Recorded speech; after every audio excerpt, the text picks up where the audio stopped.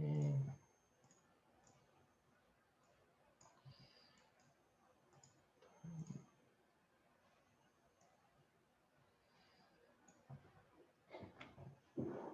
Okay, perfect. So there is more people joining. So thank you so much for joining the webinar. So today's webinar is about real estate investment, how to grow wealth through real estate. So it's going to be an introduction about real estate investing. So how to start investing, what to look for. So it's a really like educational webinar. So if you do have any question within the course of this webinar, feel free to ask in the chat, and I'll be happy to answer. So thank you, welcome everybody. Thank you for joining, and let's get starting. So why real estate?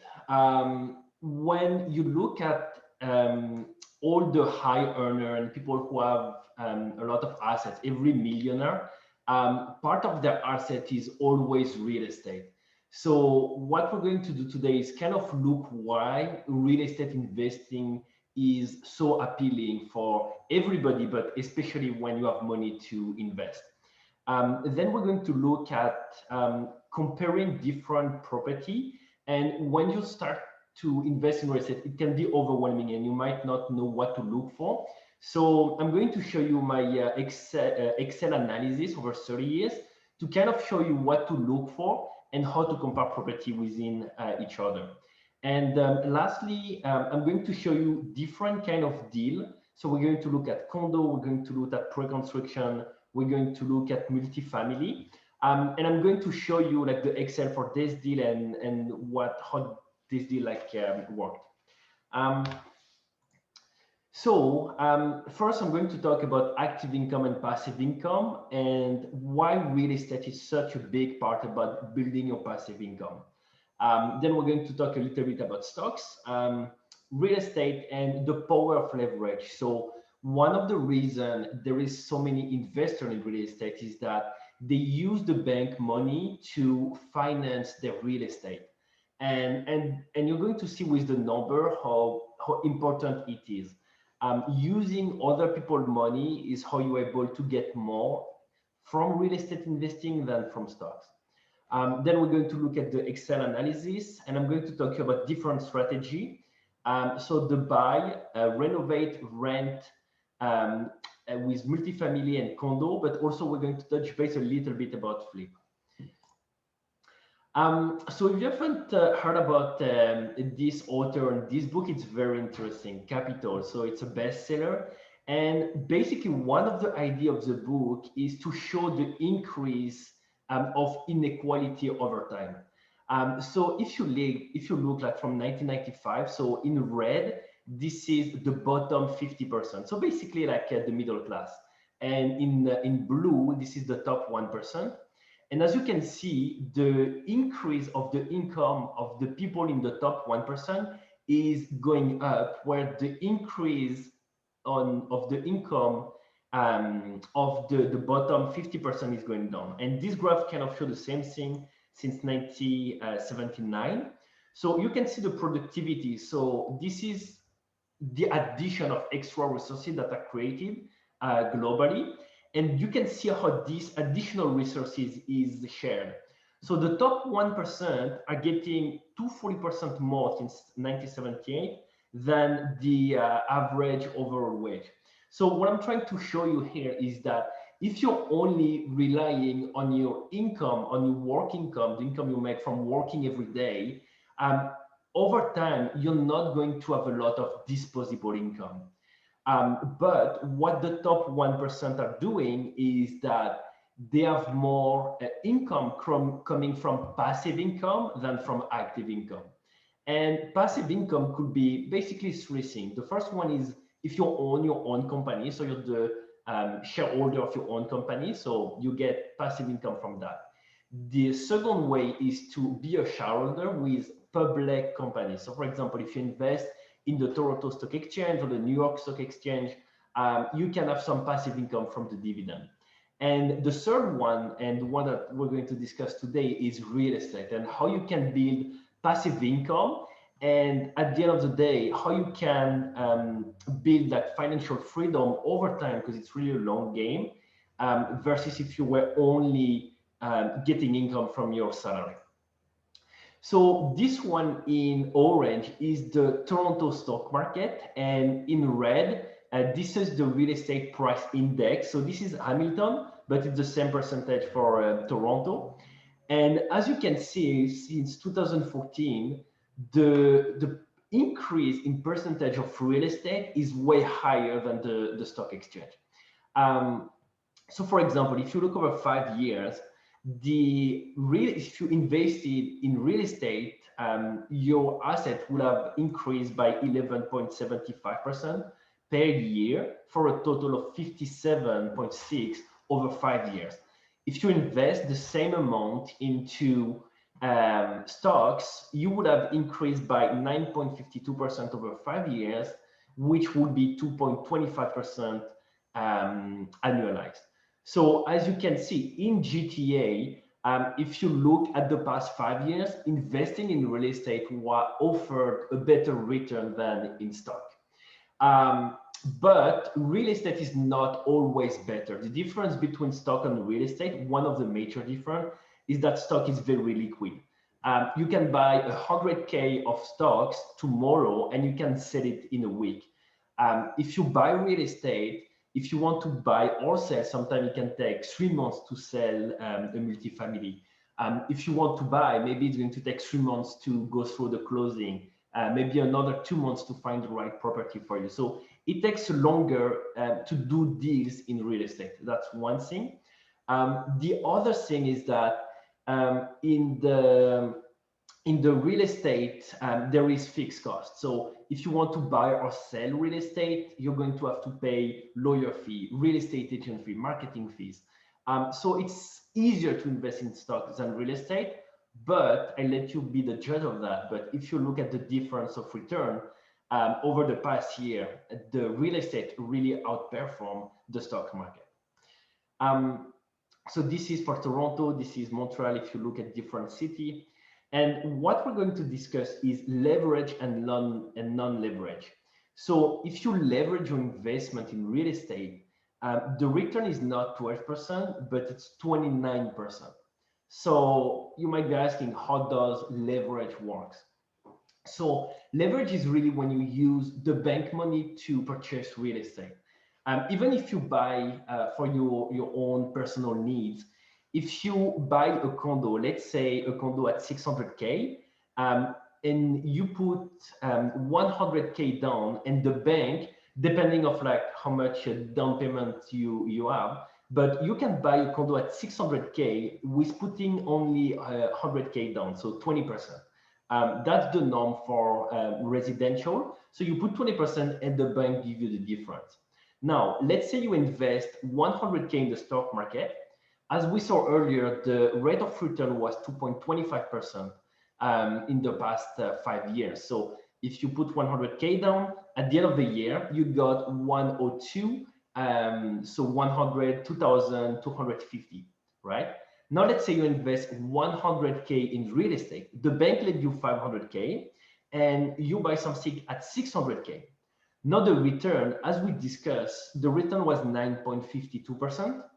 But the 9.52 is on the purchase price of 600K. So at the end of the year, if you get 9.52% on 600K, that means you got $657,000. But you only put 100,000 down. So basically, you made 57,000 in 1 year with 100,000 down. So that's a return of cash of 57% in 1 year. So that's the power of leverage. It's basically using the bank money to buy real estate, and even though you have to pay interest and you have to pay marketing costs like real estate agent fees, at the end, because you're using someone else's money, as long as the return is higher than your interest, your net return on investment is going to be higher. So this is a very simplified version because this one does not take into account interest or real estate fees. but I'm going to show you like a more in-depth Excel calculator where you're going to have all line after line, like all the expenses. That's going to make your understanding a little bit better. As I was saying, stocks is not necessarily bad because it's more easy to buy and sell stocks. So now how to analyze deals. So what you want to, when you comparing many properties, so let's say you have enough money to invest, you've made the decision for yourself to invest into real estate, know what to look for. So there is variable and hypothesis. So variable is what you can, what is different between different properties. So you can find property with different price point. You can get a different interest rate depending of who is your lender. Maybe if you go at TD versus RBC, you can get better rates. Another variable is what's the income that is generated by the property. What's the rent basically. And then it's what's the expenses of this property. So you really want to dive into that to understand what's your net cash flow. Then the hypothesis. So hypothesis is what you think is going to happen, but where you don't necessarily have much control over it. So appreciation. So for example, in Toronto, in the past 20 years, the appreciation was 6.57% year over year, over 20 years. But if you look at just the past year, the appreciation for condo was down like 8% because of COVID. If you were looking at a house, let's say in Hamilton, the appreciation was up 20%. So this one is very important, but you don't have a crystal ball. So you want to put an appreciation that you think is realistic. You want to be more on the conservative side in case like something bad happened like COVID. But also you want to keep it consistent when you're looking at different property. So inflation. So inflation is, as you know, it's what are the increase of living and the increase of expenses year after year. Because let's say the rent is going up 10%, but the inflation is 3%. In reality, your rent is only appreciated by 7%. So you want to keep that in mind. And rent increase. So this one could be linked to inflation, but in some city where the demand of rental is going faster than inflation, the rent increase is usually going up faster than inflation. So now I'm going to show you like a calculator. Let's take this one here.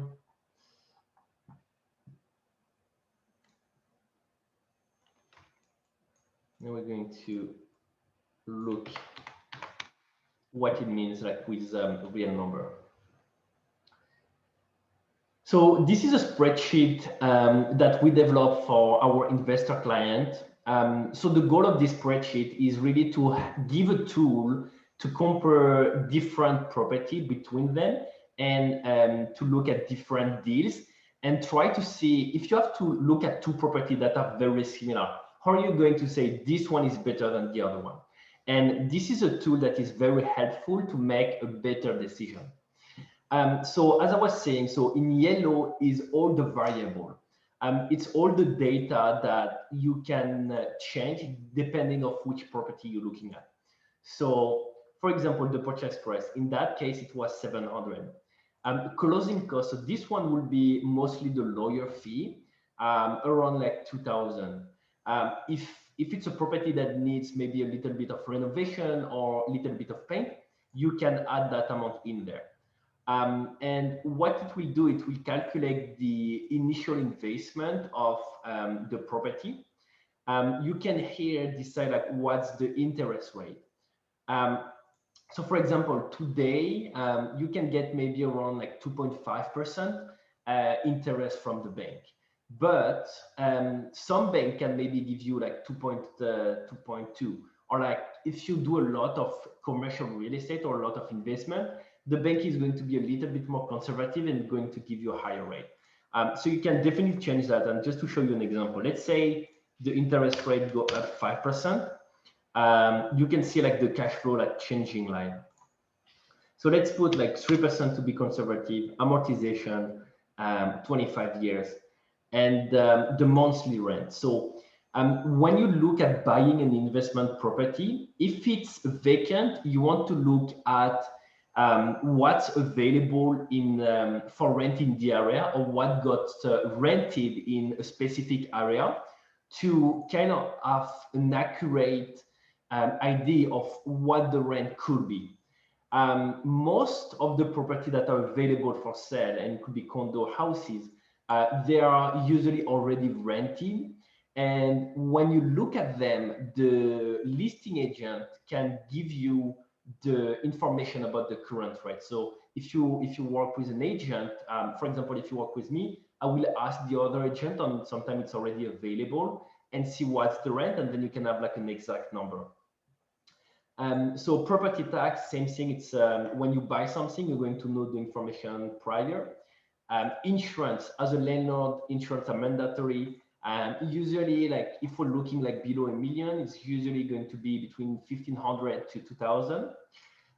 Capital expenditure. So this one is the amount that you need to put aside every month for replacement of your house. So what I mean by replacement is roof, windows, furnace, water boiler if it's not a rental. So all the big items that needs to be replaced depending of the life expectancy, but on average between 20 to 30 years. And you want to put money aside like a little bit every year, because this can be like could be like prohibitive. If you have to spend like 20,000 to replace all the windows, you want to have some money put aside to make sure you have this kind of money when it comes. So this is a percentage of the purchase price. So in that case, this is 3%. So if you look here in the expenses, capital expenditure, so we're talking about like 2,000 a year. So over 10 years, you're going to have like 20,000 that you can use for like roof, windows, and so on. Then repair and maintenance. So this one is all the small item. So let's say you have like a small leak in the bathroom, and you need to replace just a small price. You have to call a plumber. Maybe it's going to be like 500 to replace that. So this is the amount that you want to put like aside every month for like the small maintenance. So if we're looking at 50 a month, over 1 year, 600. Then property management. So if you want, you can definitely like manage the property yourself. But so this one is a student rental. If you want to have peace of mind, you can use a property manager to manage it for you. So I do have my own property management. So if you want to work with me, happy to manage the property for you. Usually property management, we're looking at 7% of the gross rent every month, plus 1 month's rent tenant placement when we have to find a new tenant. If it's a student rental, the property management fee is higher because it's more work intensive. So you can put like all any kind of expensive that you might have. So for example, let's say you want to have a company that does snow removal for you, you can add that here. One that is very important is utilities. So water, gas, hydro, and garbage. So you want to see, when you look at property, if the tenant is paying for the utilities or if the owner is paying for the utilities. So in that case, it's a multifamily student rental. The owner is paying for the utilities, so that's why we put the amount in there. Then it's going to calculate automatically the mortgage from the amount that you're going to borrow. And this is the hypothesis. So what is going to be the revenue increase year over year? What's going to be the operating expenses increase? What's going to be the appreciation? And if you change that, it's going to have an impact on the Excel.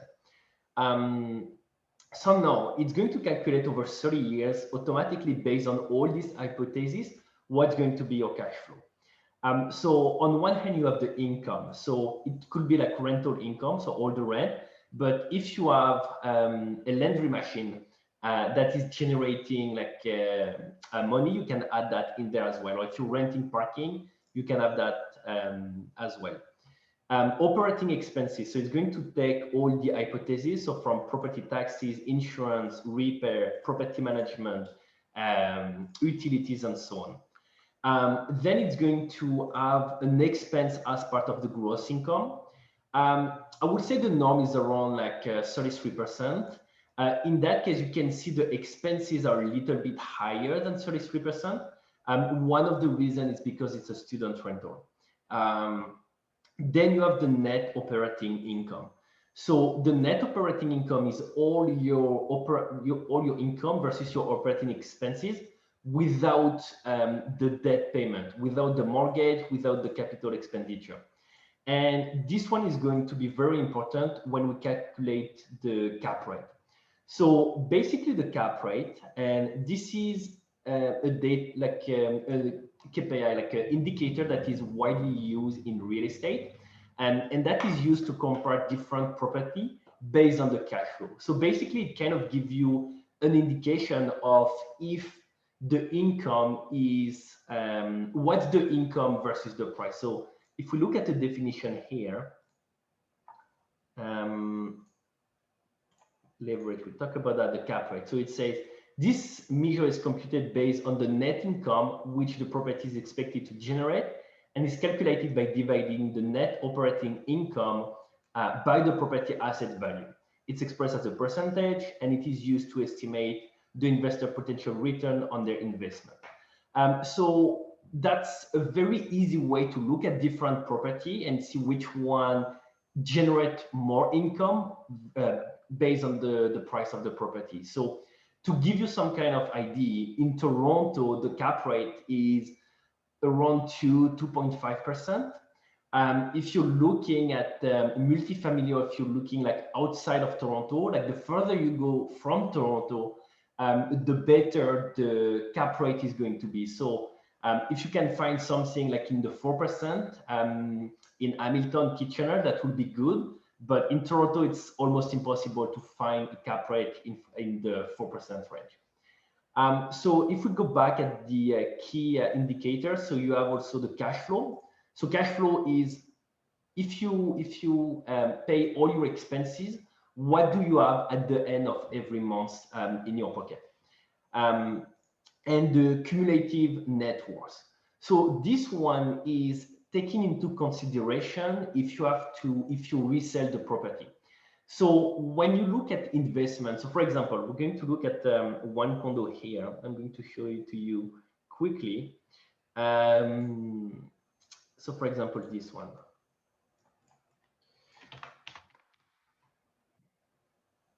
So this one is a condo, and you're going to see like the cash flow on this condo unit is not the greatest, which is the norm in Toronto. Like when you buy a condo in Toronto, you have to expect to be cash flow negative for a couple of years. So in that case, based on this Excel, we know that we might be cash flow negative for 9 years. Now, if we play a little bit with the variables, so for example, let's say over the past couple of years, the rent increased by 8 to 10%. So we were conservative and we put 6%. And you see, you're going to be cash flow positive after 9 years. So if you put like 8%, it's only going to take you 7 years to be cash flow positive. Now let's put back 6% to be conservative. The other one is the equity, right? So every month when you pay your mortgage, one part of the mortgage is going to pay the interest, but one part is going to go towards reimbursing the bank for the loan that you have taken. But also, when the property appreciates, it means your equity in the house or the condo appreciate. And let's say you decide to sell after 4 years. So if we go down, so we talk about the expenses, we talk about the operating income. So this is the cash flow. So we see, let's say you want to sell after 5 years. You're going to be negative cash flow around 6,000. But let's say you resell the property. Oh, and you have the cap rate here. So you see like 2.5 at the beginning. The longer you hold the property, the better the cap rate is. So you can see the jump from 2.5 to 3.24 in that example. And the projecting selling price. So as you can see, this one was purchased at 560,000. And if the property appreciates by 5% every year, which is again below the average of 6.7% over the past 20 years. So let's say it's appreciated by 5 years, meaning that if you bought it at 560 year one, after 5 years, your property will be worth 715,000. So now every year you lose 6,000, but this is how much the property appreciates. So let's say you decide to sell, you have to pay the marketing cost, so real estate agent, so around 32,000 in that case. This is 5% of the selling cost. So you have to reimburse the mortgage. So every month, every year, you already paid the mortgage a little bit, but when you sold, you have to pay the balance. And basically, before tax, you are going to net 300K. And so in that example, the initial investment was 130, and you net 300K after 5 years. So 5 years. So you net 300K. So you have worth increase after sales of 262,000. So now if we do like a return of investment, you're looking at 88% return of investment. So yeah, it's a pretty good return of investment if you ask me. And if you look at the IRR, so the IRR, it's kind of a return of investment, but annualized, and that takes into consideration like inflation. So basically, this one after 5 years, if you decide to sell, you're going to make close to 14% year over year. So, sorry, you're going to make 14% per year if you decide to sell after 5 years. So once again, I will invite you to look at the stock market and see what kind of return you can get. But if you can get like 6% on the stock market, it's already very good. But in real estate, in that example, you're getting like 14%. And once again, as we discussed earlier, one of the reasons you're able to get this kind of return is because of leverage. So let's go back and let's look at the deal. So this one, for example, this one is Condo. So as we were talking, Condo has a negative cash flow. So indeed, like you can see, like for the first couple of years, the cash flow is negative. It's easier to manage. So if you're looking at different property, so Condo is the easiest to manage. So let me show you this document here. So we're going to talk about pre-construction, condo, multifamily, flip reno, and student rental. So I made some criteria that I think you should consider when it comes to investing. So the first one is how cash flow intensive it is and what kind of deposit you need to put down. So for example, if you buy a condo, like resale value, you can, if you buy it for yourself, you can put as low as 5%, but if you buy for investment and you're going to have a tenant in there, usually the bank is going to ask you for 20%. So it's very low, so only 1x. But if you were to do renovation, you will have to pay for the cost of the house, but also for the cost of renovation. So it requires more deposit. Cash flow intensive. So this one is every month, every year, how much are you going to be out of pocket, or how much are you going to generate in additional income? So as we've seen, like condo is not the greatest, because every month, in that example, when the first 5 years, you're going to have to get to spend your own money to reimburse the mortgage and all the expenses. If you look at pre-construction, so the way pre-construction works is that, and I'll try to make it short because I can talk hours about pre-construction. But the way pre-construction work is that you're going to secure a contract today for a condo that is going to be built maybe 5 years down the line. So for example, you buy something in 2015 and you're going to buy at a price that is higher than resale value. So for example, today, the average price condo downtown is maybe around 1,000, 1,100 per square foot. But now we are seeing condo that are selling pre-construction anywhere from 1,300 to 1,600 per square foot. So on paper, you're going to pay more today for a pre-construction than resale, but the unit is going to be built in 5 years. So the people that are buying pre-construction are betting that in 5 years, the price are going to be higher than the price they are paying for. So for example, if I show you an example here, pre-construction. So this example, so this one, the owner bought the property for 338,000 in 2015. The unit was completed in April 2020. So it took 5 years for the developer to build the condo. And when the purchaser bought it in 2015, he only had to put 20% down. So that amount he has to pay upfront to the developer, but the mortgage on this property is going to only be effective when the property is completed. And in that case, it was completed in 2020.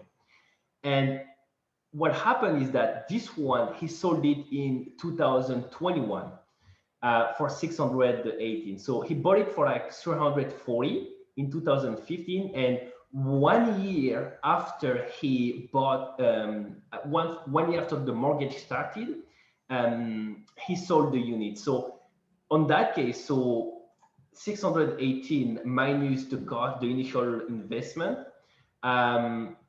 minus the cash that he made, that he put down, sorry, and minus the commission because he paid like real estate agent to sell it. He made 176,000 profit after 1 year. And the only reason he was able to make such a hefty profit in only 1 year was because he did pre-construction.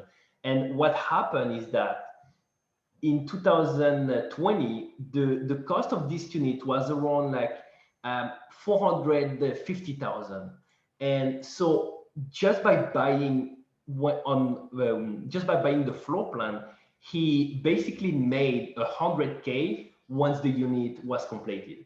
So this is an amazing deal, and like this client was very happy with his investment, but he was betting that the price was going to go up because when he bought it in 2015, the average price, so I don't know actually the number, but it was lower than that. If you were to buy resale value in 2015, maybe it was around like the 300K for a 1 bedroom in this neighborhood. So he paid more in 2015 than the average resale price, but once it was completed, it was less than resale price. Does that make sense? So yeah, let me go back to pre-construction. So pre-construction, it's very low cash flow intensive because the mortgage only starts when the project is completed. Knowledge needed. So this one is about what is the level of expertise you need to have if you want to invest in this category. So pre-construction, it's pretty straightforward. Obviously, you want to work with a real estate agent that knows about pre-construction. Like for example, me, I have access to platinum access with all the new developer. So I can give you early access. If you go with a regular agent, some of them only have access after the platinum one. And pre-construction, so if you work with a good real estate agent like me, we're going to guide you through the process. Because you really want to make sure you're going with a reputable builder.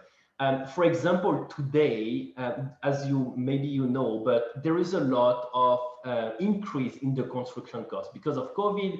It put a strain of the logistic of construction, and a lot of food was imported from the US, and the price of the wood went up drastically, like maybe 30%.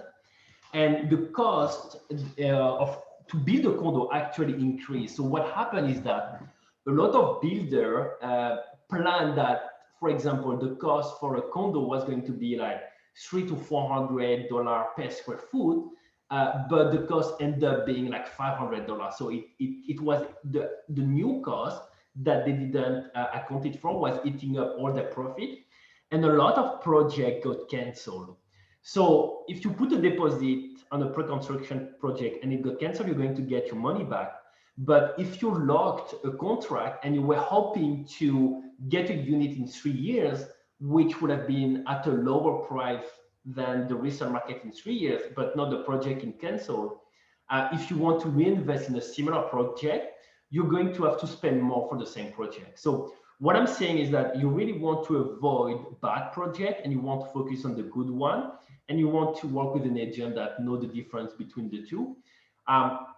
Once you have an agreement in place for pre-construction, and it's not easy, but once you have it, you have nothing to do for 3 years or 5 years for the time for the condo to be constructed. So let's say you buy it, and for 5 years you have nothing to worry about. You don't have any tenants, you don't have any maintenance to care about. And once it's completed, then you can see exactly how much money you potentially made. So once it's a little bit, you need a little bit of knowledge to get your foot and to get an agreement in place. But when you have it, you have nothing to do for 5 years. Risk. So as I was saying, people are betting that the price are going up. And in Toronto, the price have been going up substantially in the past 20 years on average. But you never know. Like for example, the past year, if I show you this graph real quick. So the past year in Toronto, because of COVID, and this is like all houses, but condo went actually downhill until January this year before it rebounded. And real estate is never a straight line, it goes up and down. So if there is, I don't know, COVID-21, if there is like a third world war, if something bad happens, the price can go down. So if you buy at a higher price in the future and the price appreciate more, you're going to win big time, like the example I show you. But if the price go down, then there is a little bit of risk that you will be out of pocket when the project complete. So net worth potential. So this category, for me, it's about how you can create value on your own. So basically, like with pre-construction, you're not doing anything and you're kind of betting that the price are going up, but you're not creating value in real estate, and which is completely fine. But if you do, for example, student rental, or if you do renovation, then because you are actively working and actively creating value, then the potential of net worth is higher in that case. So now let's look at the next one. So condo. So condo deposit is super easy, between 5% if you live in the unit, 20% if it's an investment. Cash flow. So if you look at condo, as we've seen, cash flow is a little bit more negative. If you do multifamily, the cash flow is going to get better. Knowledge needed. So condo is very easy to manage. Obviously, you can hire a property manager. I'd be happy to help. But if you want to do it on your own, it's easier, way easier to manage a condo than manage a multifamily. And the reason why is because you pay every month like monthly fee to the condominium board, and they're going to take care of the big maintenance for you. So they're going to be in charge of replacing the windows, replacing the furnace, replacing the water boiler. If there is a leak from one unit to the other, they will be involved and they will manage that. So basically for you as an owner, it's going to be so much easier to be managing a condo, because You just have to manage like inside the wall, and there is less chances that something goes wrong. So very easy to manage. In terms of risk, buying a condo in Toronto, so depending which location, it's pretty low risk in today's market. And network potential, so it's good. Like if we look at the number, like it was pretty good, but you're not creating additional value.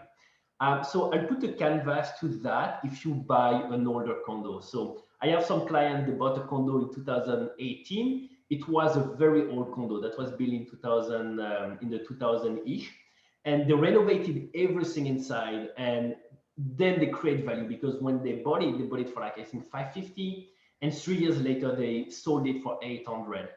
And the reason why the difference between what they bought and what they sold is so high, like 300K in 3 years is 100K a year, is because they did some renovation. So if you do renovation in a condo and you buy an older one, I will definitely like say the net worth potential is higher, but it kind of fall into the flip renovation category.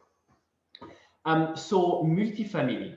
So multifamily is basically, it could be a house, it could be like a triplex or multiplex, but it's basically a building where you have different units. So for example, what happened in Toronto is there is a lot of houses downtown that used to be like a house for one family that are converted into like a duplex or triplex. So you can have, for example, if it's a duplex, one people on the main floor, on the second floor, and you have a separate entrance for the basement. So that's what the multifamily is.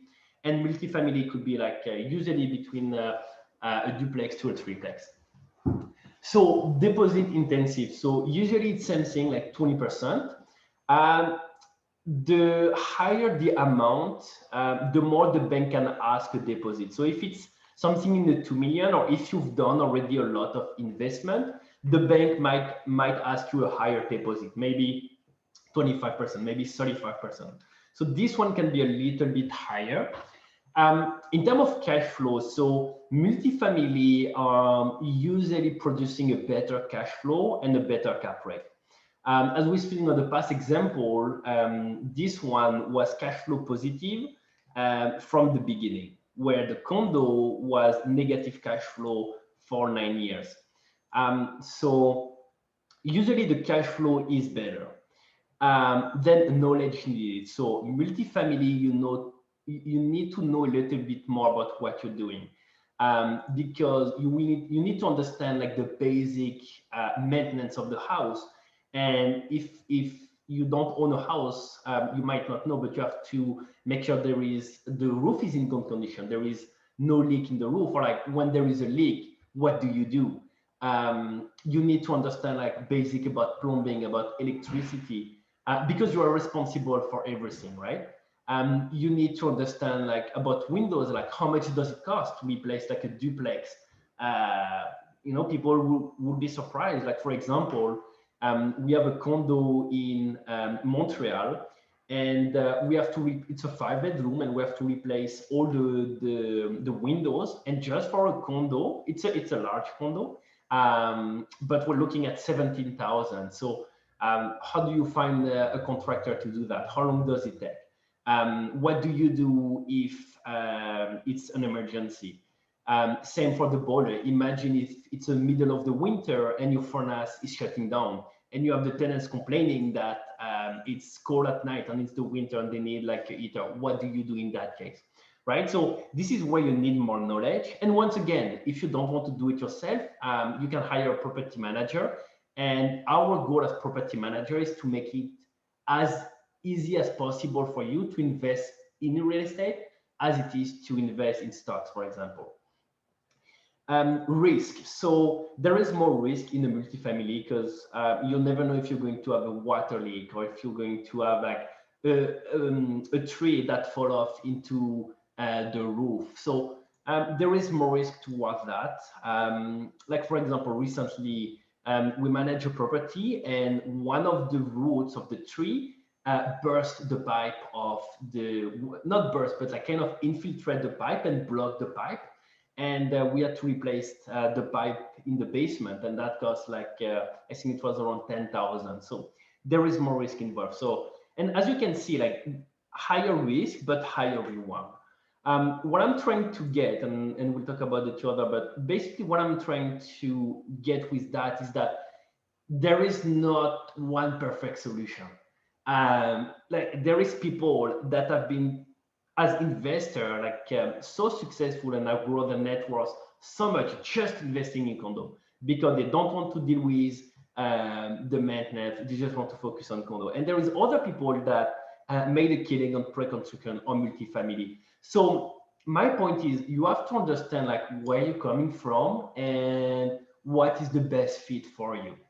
Um, and I will say that the people that, and there were a study, I don't have it with me, but there were a study that shows that people that own real estate in the past 5 years have seen the quality of life and their income and their assets grow way faster than people that were just living on the salary. So as long as you invest in real estate, you can take advantage of the amazing real estate market that we're seeing right now. Like if you read the news, um, it's always scary when you're a buyer because you can see the price increasing so fast.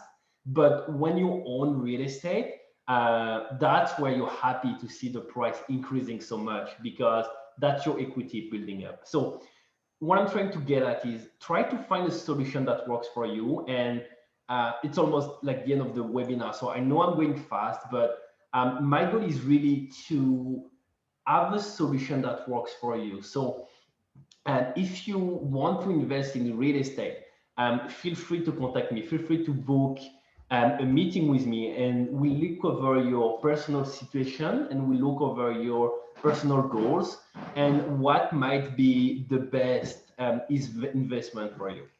Um, so if we go back a little bit, if we look at flip renovation, um, so this one and this one, I would say are more like advanced. Flip renovation, you really need a lot of knowledge. Yeah, the maximum was 3, but it could be 5. Because and it's very risky. Yeah, I would say it's for people who already did a lot of real estate deals. And most of the people that do flip or renovation, they go step by step. They maybe renovate one unit or one small condo, and then they do a bigger house. The deposit that I was talking earlier is way higher. The bank is not willing to lend you money easily if you want to do renovation. You can get money from B lender, but instead of paying maybe like 2.5, 3%, maybe they're going to charge 10% per year. So you really want to know what you're doing. The knowledge for flip renovation is huge. And once again, if you want to start with renovation, maybe you can buy a small condo and just renovate the inside. It's low risk, but you're still creating value. Cash flow. So usually, if you flip, it's going to be like within 1 year or 2, and in terms of cash flow, it could be intensive because if you pay 10% of interest rate, if you have a property that is vacant, you have no income for 2 years, right? So you need to have money aside for this kind of project. Obviously, it's more risky. What if the market goes down in a year? And even though you did some renovation, if the market goes down, you might not recoup the cost that you put in.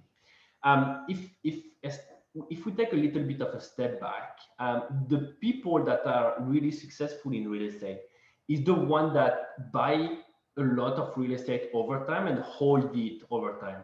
So, for example, when we look at the graph since 2017, so you can see it's not a straight line. This is the average price, and you can see it goes up and down. So we did have a little bit of a bubble in 2017, and this is where they put the housing plan and they put the stress test on mortgages, and you can see it has an immediate effect on the price. And since then, the market recovered. But maybe you will buy at this point and you'll be very lucky because it's only going up. But maybe you will buy at this point, and after 1 year, the equity will not have appreciated. But if you have to resell after 1 year, you're going to lose money. But if you keep it over time, even though it goes up and down, over time, the average price went up. So there is a saying, you don't make money in real estate by timing the market. You make money in real estate by staying on the market. So the longer you stay on the market, the better. And on that note, I want to show you the BRRR strategy. So this is kind of like the basic of real estate.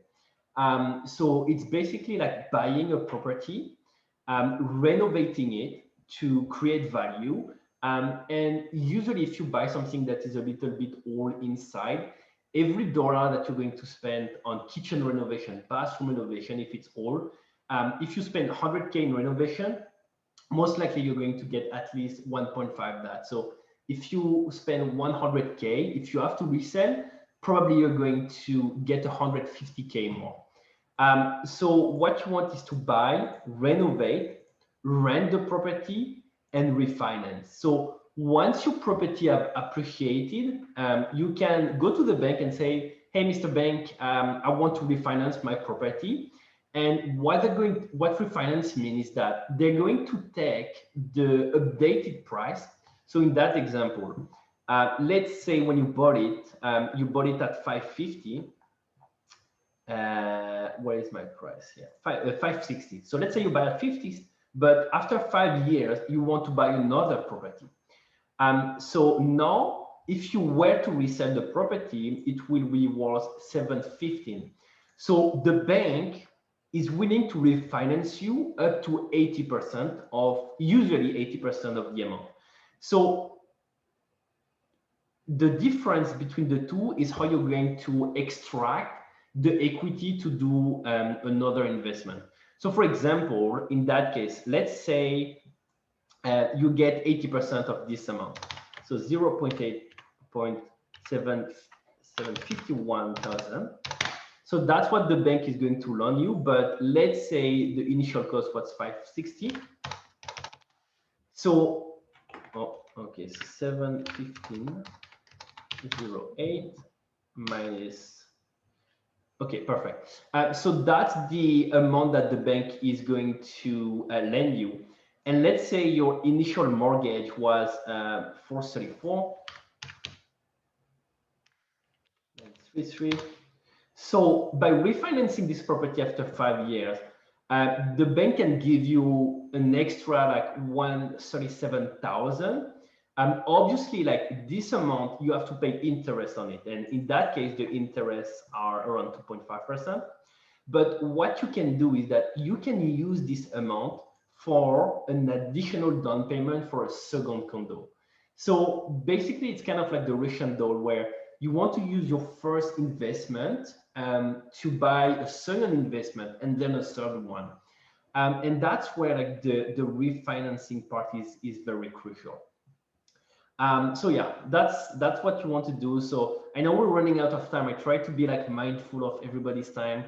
I know it's a lot of information. So let me see if we cover everything. So this is an example of a multifamily here. So we talked about that. This is an example of pre-construction. So we talk about that, and flip. So we talk about that. So yeah, I hope you find that useful. I see there is a question. So how does the return manifest itself in the case of a real estate? Rent price increase because there is no dividend like stock. Okay, very good question, Axel. So yeah, I saw you ask the question like 45 minutes before, so I think I've answered it a little bit, but I'll go back at it. So the return, so you have two ways to look at the return. Basically, you're only going to know your real return when you decide to sell, because if you don't sell, what you have is a potential return, right? But when you sell, so for example, let's say 5 years, is when you can see like how much money you put down and how much money you got at the end, minus all the other associated costs.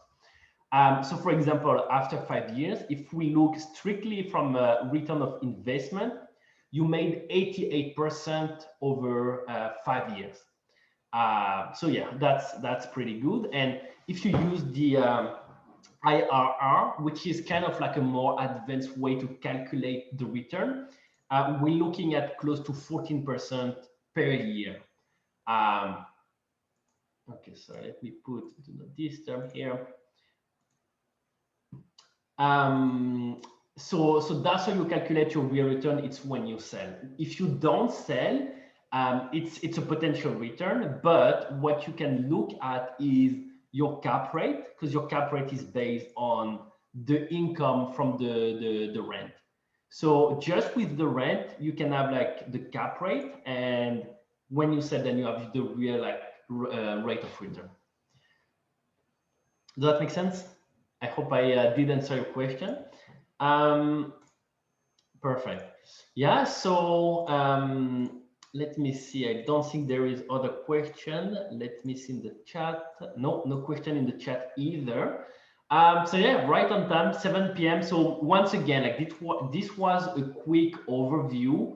I hope you find that useful. Just the fact that you're trying to learn about investing in the real estate today is very good, because the way you make good deal is by understanding what is a good deal and what is a bad deal. And having this kind of knowledge is going to give you the tool to make better decisions. So if you're interested about investing in real estate, let me know. I can share my Excel with you. I can send you like the presentation as well. And if you want to have like a one-on-one meeting, I'd be happy to have that with you. So yeah, thank you again, guys, for attending, and looking forward to talk to you in the future. Thank you, guys. Have a good evening and enjoy the great weather. Bye-bye.